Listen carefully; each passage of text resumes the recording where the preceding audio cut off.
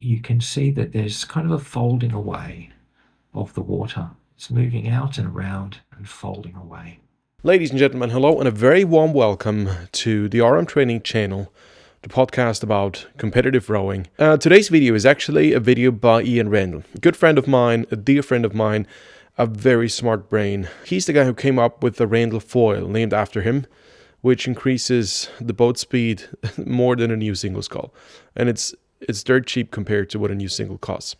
Today's video is about something different. He's come up with another innovation, and I think I mentioned this before. A rowing boat, you think it's sleek designed and it's streamlined and fast, and that's nonsense. There are essentially two types of hull shapes. The first one is the glider. The glider, if you have a classic motorboat, which has the screw in the water at a certain speed, most of that will be out of the water. So that is actually the kind of effect we want.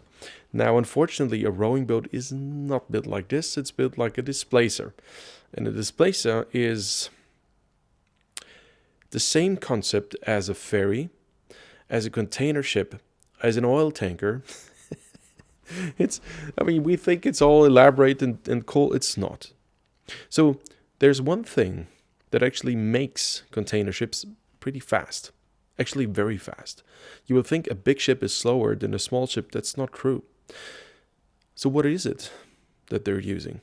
And what is it that we have failed to use in rowing for no apparent reason whatsoever?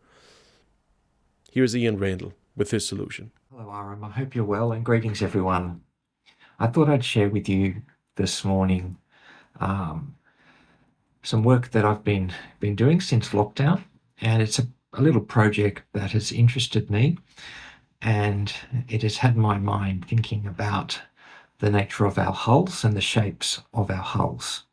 Now, one of the issues we have with our rowing boats is the pulsating motion of our hulls and the effect that has on the water.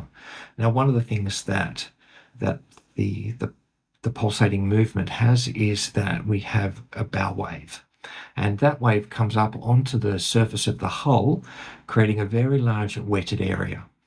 Now, we know with drag, hydrodynamic drag, that there are two factors. One is form drag, and the other one is surface drag. Now, there's various percentages that are given, various ratios, but generally it's around 80% of the drag on a hull is surface drag, and around 20% is form drag. So we can change the form of the hull without creating too much difference to the performance of the hull. But we can create a great deal of performance change if we reduce the amount of wetted area on the hull. Now, one of the things I've been toying with is the idea of placing a reshaped bow, putting a bulbous bow, which is a technology that has been used in shipping. And what they do with shipping is that they create a large area out the front of the bow to create an artificial wave. So this artificial wave cancels out the natural wave of the hull, and it creates out front quite a bit of turbulence. There's a wave, there's wash. It is trying to dissipate the water that would naturally come up onto the hull. The bulbous bow on a ship is generally down in under the water. Now, how do we do that when our bow is moving up and down? So one idea I had was to place some things out the front, but that wasn't so successful. So I've tried actually placing a form onto the front of the bow to create that bulbous bow effect. And you'll see that it is actually taking the form of the bow ball and then tapering down. And the idea is that as the bow is thrust into the water, then the wave is moved from either side, is moved out. So you will see that there is quite a bit of turbulence, but then we are not seeing the bow wave coming up onto the surface. So here you'll see the water forming around the bulbous bow, and you can see the shape and how the water is moving around. And towards the base, you can see that there's kind of a folding away of the water. It's moving out and around and folding away. We're not seeing the wave coming up and extending along the hull. It's being pushed out, folded away. And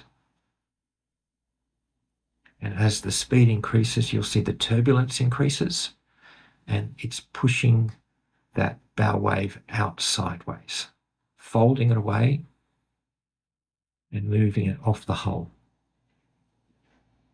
So we're starting to see some of the turbulence around the bow that we'd see in the large cruise liners. We're seeing that wash, and then we're seeing the water folding away and moving out.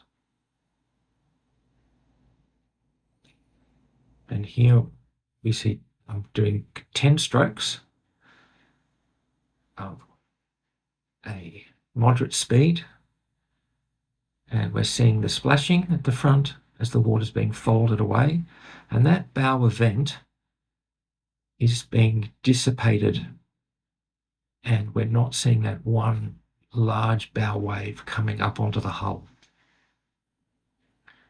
And shortly I'll be doing 10 strokes at firm pressure. So here we go here, firm pressure, fast rate. We're seeing the bow plunging down into the water, but the bow wave being pushed out, not being pushed up onto the hull.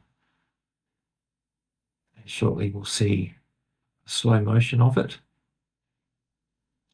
The bow wave is being pushed out and being dissipated over a longer period of time. So we're not seeing the bow wave sticking and moving down the hull. The waterline is more uniform, and the wetted area is being reduced. As usual, we'll collect data, and as usual, we will, of course, try to come up with all the scientific stuff you need. And as usual, I will say, just do your own trials. Try it out. If it's faster, it's faster. If it's not faster, it's not faster. But there's a very good reason why all the big shipping companies in the world who are using massive ships are using these kind of bow balls for their large ships to save fuel and to save time. And both is what we need to do in rowing. Thank you very much for watching. Please subscribe, and as I learned, you need to hit the notification bell. Otherwise, my next video will not be suggested to you and you miss out on cool stuff. Until then, have a very good day. Thank you for subscribing, and see you in the next video. Bye-bye.